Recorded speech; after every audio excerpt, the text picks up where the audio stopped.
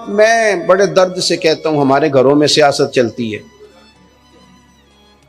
بچے میری مٹھی میں رہیں، سسرال والے میری مٹھی میں رہیں، محلے والے میری مٹھی میں رہیں، برادری والے میری کوئی نہیں رہتے میاں یہ مٹھی چھٹی میں کوئی نہیں رہتے۔ مجھے ایک بزرگ کہنے لگے 5 بچے ہیں ایک بھی نہیں سنتے، تو میں نے کہا بابا جی اتنی مجبوری کیا ہے بچوں کو سنانے کی؟ آپ نے جو سنانا ہے رب کو سنائیں، جتنی دیر ان پر دھیان کرنا ہے اتنے نفل بڑھا دیں، ان کو موج کرنے دیں۔ آپ کتنا کو انہیں قائل کریں گے اور کتنا کو مائل کریں گے، یہ تو اسی طرح کا سلسلہ ہے۔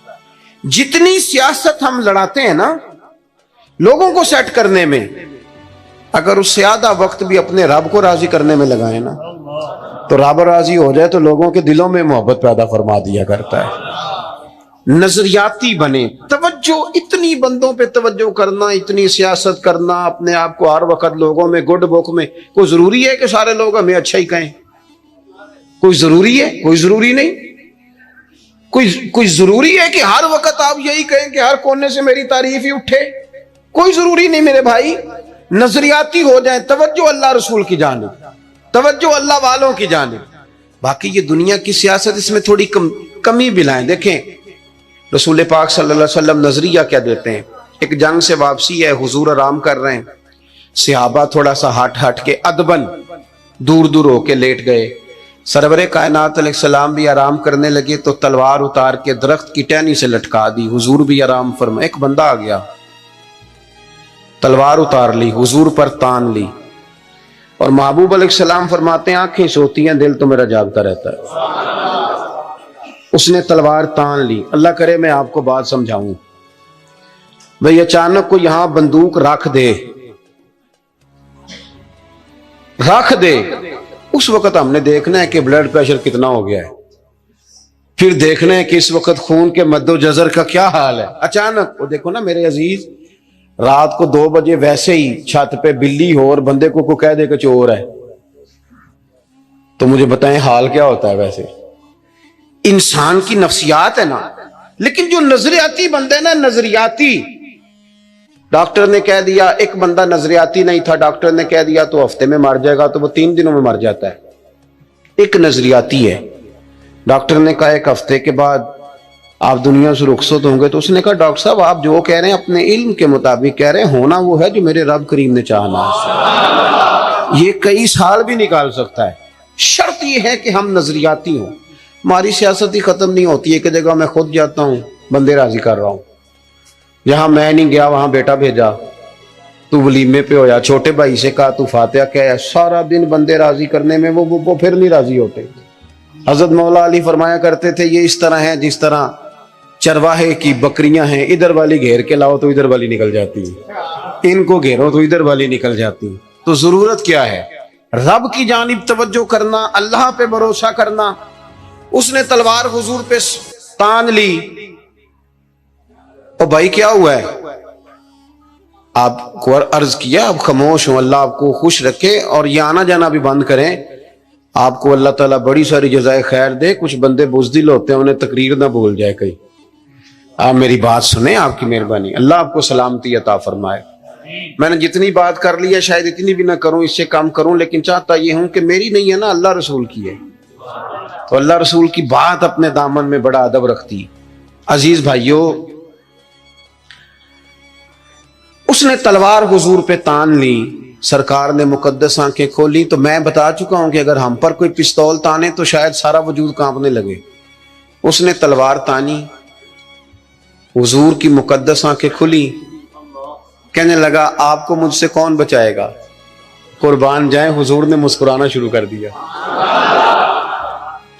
زندگی نظریاتی بن جاؤ، زندگی ہنس کے گزر جائے گی ساری، لیکن اگر نظریاتی نہیں ہونا تو پھر تو بھائی کاروبار پہ نقصان پہ بھی ہارٹ اٹیک ہو جاتا ہے۔ پھر تو میرے عزیز نوکری سے جواب ہو جائے تو لوگ مریض ہو جاتے ہیں شوگر کے۔ اگر آپ نظریاتی ہیں تو جی لیں گے۔ اس نے کہا کون بچائے گا؟ تو محبوب مسکرا کے فرمانے لگے یہ تو نے عجیب بات کر دی، مجھے میرا رب بچائے گا۔ اللہ کے نام میں طاقت ہے، اللہ کے نام میں قوت ہے، اللہ بچائے گا۔ بس حضور کی زبان نے نور سے یہ جملے نکلے، اللہ بچائے گا۔ ان لوگوں سے ڈرنا چاہیے جو اپنے فیصلے رب کے حوالے کرتے۔ اچھا وکیل کرنے کے پیسے نہ ہوں، سفارش کے پیسے نہ، اور معاملہ اللہ پہ چھوڑ دیں، ان سے ڈرو۔ انہوں نے سب سے بڑے کورٹ میں مقدمہ دائر کرا دیا۔ حضور فرمانے لگے رب بچائے گا۔ بس ان لفظوں میں کیا اثر تھا، بندہ کانپنے لگا، تلوار ہاتھوں سے گر گئی، سرکار نے اٹھا لی، فرمایا لو بھائی مجھے تو رب نے بچا لیا ہے، اب تو بتا تجھے کون بچائے گا۔ آپ زندگی میں اگر نظریاتی ہیں تو آپ زندہ ہیں، اور اگر آپ لگے ہوئے ہیں کہ اوہو کیا بنے گا، میری کون سنے گا، گاؤں چھوٹا ہے، میں بات کر بھی لوں گا تو کہاں پہنچے گی، تو کون ہوگا، تو کیسے ہوگا، تو یہ تو کمزوری ہے۔ آپ کے ذمے تو کہنا ہے، پہنچانا تو اللہ کریم کی بارگاہ ہے، کرم کے فضل کا نتیجہ ہے یہ۔ اللہ بچائے گا۔ اس کے ہاتھ سے تلوار گر گئی، حضور نے اٹھا لی، فرمایا مجھے تو رب نے بچا لیا ہے، اب تو بتا تجھے کون بچائے گا۔ کہنے لگا حضور میں نے سنا ہے آپ بڑے ہی معاف کرنے والے ہیں، آپ صحیح بتاؤ، ایک بندہ میرے اوپر تانے پستول، تھوڑی دیر کے بعد قابو آ جائے تو وہ مجھے کہے جی آپ تو نیک آدمی ہیں چھوڑ دیں، تو میں کہتا ہوں قابو آ گیا تو میں نیک ہو گیا ہوں، پہلے تو بندوق لے آیا تھا۔ لیکن یہ حضور سید عالم صلی اللہ علیہ وسلم کے ظرف کی، حوصلے کی، اور محبوب کے دل نور کی بڑائی دیکھو کتنا بڑا ہے۔ اس نے کہا سنا ہے آپ معاف کر دیتے ہیں، فرمایا تو نے سنا ہے؟ حضور سنا ہے۔ پھر مسکرا پڑے، فرمانے لگے جا پھر میں نے معاف کیا، ہو گئی بات ختم، معافی تو یہاں پہلے ہے سب سے، جا معاف کیا۔ ایک تو اپنی زندگی میں توجہ اللہ پہ کریں، یہ چھوڑ دیں اتنی زیادہ سیاست، اتنا بندوں کے پیچھے بھاگنا، یہ تو تھکا دیں گے، یہ تھکا دیتے ہیں۔ ان کی ایک خواہش پوری کرو تو یہ دوسری۔ میں آج ہی پڑھ رہا تھا، حضرت سعید ابن مسیب کہا کرتے تھے یا اللہ یہ بڑوں کی آرزوؤں سے بھی بچانا، ان کی آرزویں بڑی ہوتی ہیں، روز نہیں ایک آرزو۔ اور حضور دعا مانگا کرتے تھے، نبی کریم علیہ السلام، مسند امام احمد بن حنبل میں موجود ہے، اللہ کے محبوب فرماتے تھے اے اللہ اس آرزو سے بچا جو آرزو ایک اور آرزو میں مبتلا کر دے، وہ خواہش جو اور خواہش میں ڈال دے۔ تو ایک تو توجہ اللہ پہ کریں۔ دوسری بات، زندگی کو بود و باش کو اس کو سادہ کریں۔ سرور کائنات صلی اللہ تعالی علیہ وسلم کا کمال یہ تھا کہ لوگ نا حضور کے ساتھ ڈیل کرنے میں آسانی محسوس کرتے تھے کہ حضور سے بات آسانی سے کی جا سکتی ہے، سرور کائنات بات سنتے ہیں۔ یہ جو ہمیں شوق ہے نا سہولتوں کا، یہ ضرور لیں، کوئی بھی سہولت منع نہیں، لیکن اپنے آپ کو سہولتوں کے ساتھ زندہ رکھنا ہے۔ ہم نے نا کچھ آسانیاں زیادہ جمع کرنی شروع کر دی اپنے ڈرائنگ روم میں۔ سردیوں میں ہیٹر ہے، گرمیوں میں اے سی ہے، اور ہر شہر ریموٹ کنٹرول ہے، اٹھنا نہ پڑے بیڈ سے، توبہ توبہ، اور واش روم بھی اٹیچ ہے۔ اتنی سہولیات جمع کرنا چاہتے ہیں، بس نہیں چلتا، ورنہ جو ہم لا سکتے ہیں وہ تو ضرور آتا ہے۔ اس سے زیادہ جب آپ اتنی آسانیوں کے عادی ہو جاتے ہیں نا میرے عزیز، تو پھر آپ نظریاتی نہیں رہتے، پھر آپ کو قابو کیا جا سکتا ہے، پھر تو ڈاکٹر کو بھی اے سی دے کے تحفے میں تو مرضی کی دوائی لکھوائی جا سکتی ہے۔ حالانکہ اس معاملے میں سفارت چلنی چاہیے، صحت والا معاملہ تو ٹھیک ہونا چاہیے نا، لیکن ڈاکٹر اگر بڑا ہے تو اسے چابی دیں کمپنی والے گاڑی کی، تو اسی کمپنی کی دوائی لکھ دے گا، اللہ ماشاء اللہ۔ جب آپ نظریاتی ہیں، تھوڑے پہ آپ کو گزارا کرنا آتا ہے۔ حضور صلی اللہ علیہ وسلم نے نا ہمیں اپنی سیرت کے تعلق سے جو دوسرا بڑا نظریہ دیا وہ یہ ہے، آپ کو میری باتوں کی سمجھ آ رہی ہے؟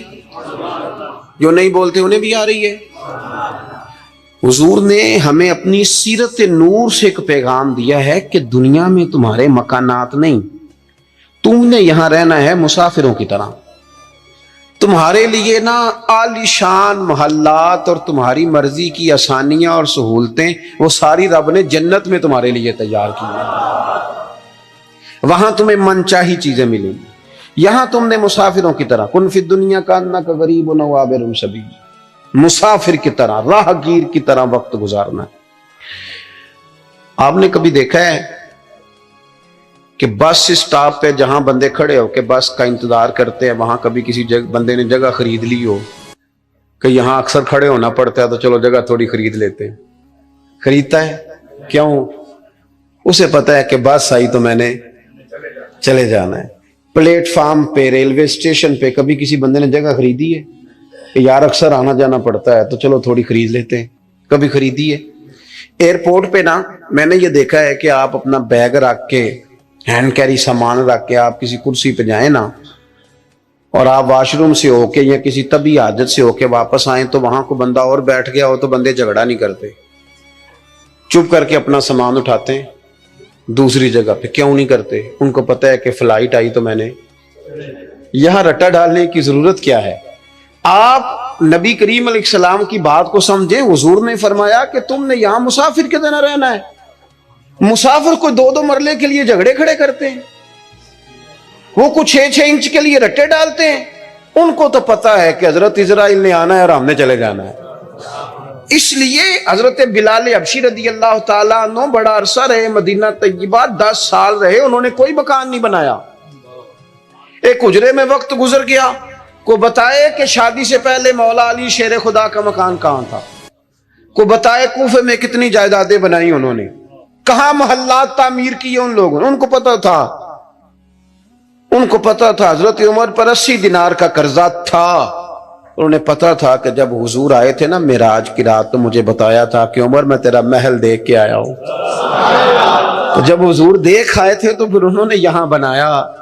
ये नजरियाती बात है, इसको आपने समझना है। हमारे यहाँ ये अभी कोरोना आया ना, पैनिक फैल गई, टेंशन डिप्रेशन के मरीज बढ़ गए। आपने नाराज नहीं होना, ज्यादातर वो लोग टेंशन में है जो आसानियों में जीने वाले थे ना, क्योंकि बंदे ने इतनी कीमती कोठी बनाई हो फिर छोड़ के मर जाए, दिल नहीं करता मरने। इतने पैसे जमा किए हो फिर छोड़ के कैसे मरे, दिल ही नहीं करता। वो लोग मुसाफिर थे जिन्होंने सामान बांधे हुए थे, जब रब का हुक्म आएगा हम हाजिर हो जाएंगे। अब ये टेंशन क्यों फैली? टेंशन भी इसलिए फैली कि हम इस्लामी नजरियात को नहीं समझते। और मेरे भाई वो किसी और का अकीदा है कि मर जाएंगे तो फना हो जाएंगे, और का अकीदा है। और मुझसे कुछ सवालात भी हुए उस दौरान। देखो कब्र खड्डा भी है, गड़ा भी है, लेकिन मुझे अपनी डायरेक्शन का पता है, आपको भी अपनी डायरेक्शन का पता है। हमें किसी की ना एक आध खामी का पता होता है, अपनी तो सारी का पता होता है। लेकिन वो अलग बात है कि अपनी खामियों समेत अपने आप से प्यार होता है, और किसी की एक खामी देख के भी उससे प्यार नहीं रहता। अजीज भाई, हमारा ये मसला है कि अगर तो डायरेक्शन हमारी गलत है, काम हमने दोजख वाले शुरू किए हुए तो कब्र खड्डा है, दोजख के गढ़ों में से गड़ा है। लेकिन अगर डायरेक्शन ठीक है, हलाल हराम की तमीज है, आंख पर, जुबान पर, नफ्स पर कंट्रोल है, फिर कब्र खड्डा नहीं, नजरिया समझो, फिर तो कब्र बाग है। नहीं समझे आप मेरी बात? कब्र बाग में जाते हुए डर लगता है, परेशानी होती है, दिल घबराता है। वो जी कब्र में ऑक्सीजन कहां से आएगी? मैंने कहा जहां अम्मा के पेट में बच्चा होता है तब कहां से आती है? चलें इससे भी और मिसाल देता हूं। कभी अंडा देखा है जब उसमें से बच्चा निकलता है? चारों जानिब कुछ जगह होती है ऑक्सीजन की। ये जो बड़े अक्लमंद लोग हैं यहाँ सवाल खड़े करते हैं, उनसे पूछो कि बच्चा तंदुरुस्त भी निकलता है अंडे से और सोना भी निकलता है। तो जिस रब ने वहां उसे संभाल के रखा ना, प्यारी जिल्द बनाई, वो कब्र में भी तेरी बड़ी हिफाजत फरमाएगा, बड़ी हिफाजत फरमाएगा। बुलबारत शाह नहीं मरदे जिन्ना कीतियां नेक कमाइयां ने, नाले अरश फरश्ते बांगा मिलियां, मक्के पै गया शोर। बुल्ले शाह सा नहीं मरना है ते मर गया ही कोई और, तो कोई और। ये क्या इकबाल भी कहते हैं, मौत को समझे हैं गाफिल इख्तिताम जिंदगी, ये है शाम में जिंदगी, फिर सुबह दवा में जिंदगी। कब्र बाग है, बाग। एक वो है कि खौफ है कब्र में कैसे जाएंगे, वहां क्या बनेगा, बिस्तर कोई नहीं, ठंड बड़ी है, वहां कैसे गुजारा। एक ये है कि वो बाग है। बाग भी आम नहीं, रौदा तुम में रियादिल जन्ना, जन्नत के बागों में से बाग। और बाग आम नहीं जिसके नीचे नहरें रवा हैं, और बाग इतनी शानों वाला है कि पहली आंख खुलेगी तो ज़ियारत चेहरा बद्दुहा की नसीब होगी।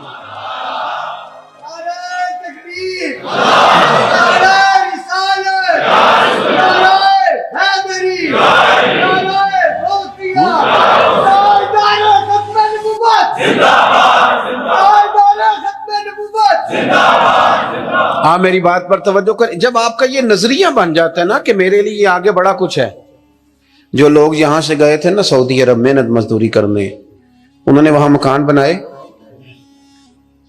میں نے دیکھا ہے کہ جس نے جو گیا تھا نا 35 سال پہلے جو کمبل خریدا تھا, واپس آنے تک وہی کمبل ہے. اور وہاں بیٹھ کے اس کو پتہ ہے نا میرا گھر پاکستان میں ہے, تو یہاں وہ ٹائلیں بھی لگواتا ہے. حالانکہ آ کے سال میں رہنا 15 دن ہے, 20 دن ہے, ٹائلیں بھی لگوا رہا ہے, تیاریاں بھی. کیوں؟ ذہن بن گیا میرا اصل گھر ہے. یہ حضور ہمیں سوچ دیتے ہیں کہ تمہارا اصل گھر جنت میں ہے. اسی پنجابی چ ایک لفظ بول رہے ہیں, تم کدے سوچیا بھی نہیں ہوئے گا. بولتے ہیں نا جی, اس کا معنی کیا ہے کہ تیری سوچ سے تیرے ادراک سے ماورا بات کر رہا ہوں. حضور کیا فرماتے ہیں؟ نبی پاک فرماتے ہیں تمہارے لیے رب نے جنت میں وہ نعمتیں تیار کی ہیں نہ کسی آنکھ نے دیکھی نہ کسی کان نے سنی, اور فرمایا تمہارے دل پر خیال بھی نہیں گزرا ہوگا کہ اللہ یہ عظمتیں عطا فرمائے گا. اس کی طرف رغبت کی. یہ تو آپ آئے ہیں جاہل لوگ جو جنت کا مذاق اڑاتے ہیں. ہمارے بعض نعت خواں اللہ ماشاءاللہ, بعض ادیب, بعض شاعر, بعض واعظین وہ کہتے ہیں میں جنت ہوگا دی گل کرنا. اگاں کتے جانا ہے تو؟ یہی سارا کچھ ہے. جنت میں ہی اللہ کا قرب ملے گا اور یہی رسول اللہ کی زیارت بھی نصیب ہوگی. آگے کدھر جانا ہے تو نے؟ کون سی نئی جگہ بنا لی میاں تو نے؟ بات کو سمجھیں. اب حضور نے نظریہ دیا. حضرت عمر فاروق رضی اللہ تعالیٰ عنہ سرکار سے ملنے آئے.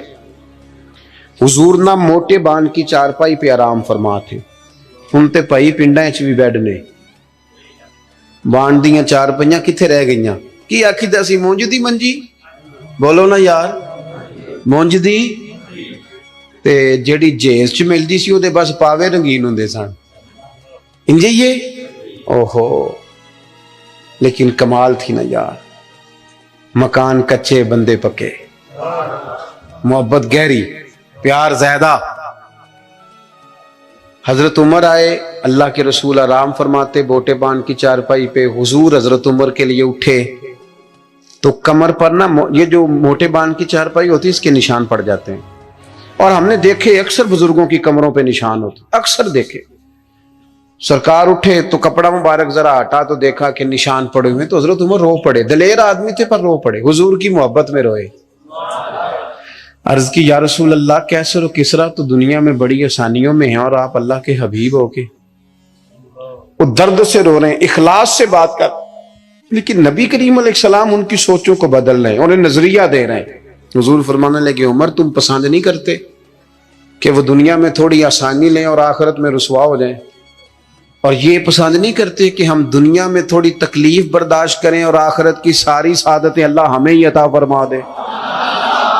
اس لیے حضور نے فقر کو پسند کیا, سادی روٹی کو پسند کیا, کچے مکان کو پسند کیا. جب آپ کا نظریہ یہ نہیں بنتا کہ میرے لیے آگے بڑا کچھ ہے, اتنی دیر تک انسان آخرت کی تیاری کا شوق پیدا نہیں کرتا.